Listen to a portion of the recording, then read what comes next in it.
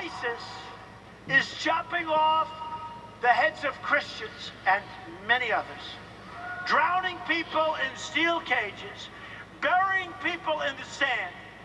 And we have somebody up there who wants to be our president that says, I don't like Donald Trump's tone. They had 8 states, they had 8 countries, they're now in 28 countries. They're expanding.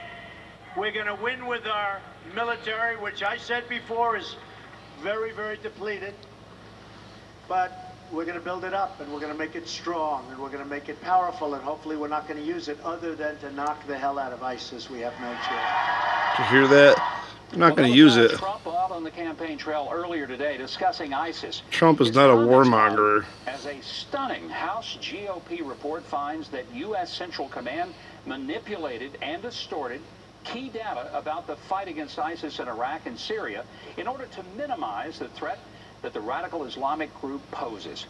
Congressman Mike Pompeo told Fox News yesterday that the goal was, I quote, tell a story that ISIS was the JV and that we had Al-Qaeda on the run. Joining us with reaction is the author of Defeating Jihad, The Winnable War, professor of strategy of irregular warfare at the Institute of World Politics, Dr. Sebastian Gorka, and the author of the book 3 Minutes to Midnight, retired Brigadier General Tony Tata. General, let me start with you. This seems to be an incredible report that shows that intelligence data was cooked for the express purpose of politicizing and making things seem better than they really were.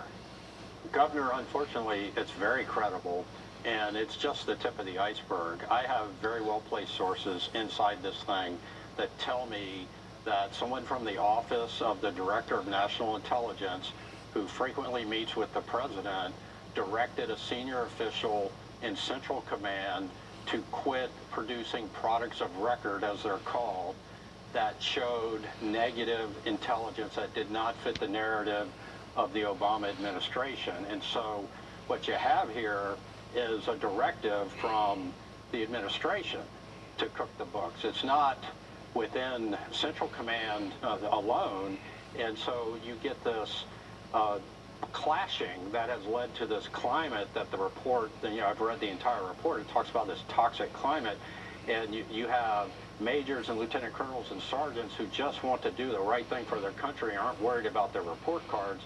That clashes now with the directed narrative, and they're told not to produce anything that doesn't fit the junior varsity narrative that the president is putting out. And you have people that are being reprised against, that are being retaliated against. To this day, this retaliation is still going on. General, this apparently is a top-down, not a bottom-up type of operation. How far to the top does it go? Does it go to the White House? At whose feet does this land? Well, my sources tell me it goes all the way to the top. And so There you have it. We're talking the president. I'm talking Commander-in-Chief. There you have it. Junior varsity narrative out there. There you go. It's verifiable that the Office of DNI told CENTCOM senior official to do not produce products of record. You got any bad news for me, call me, but don't put it on the record.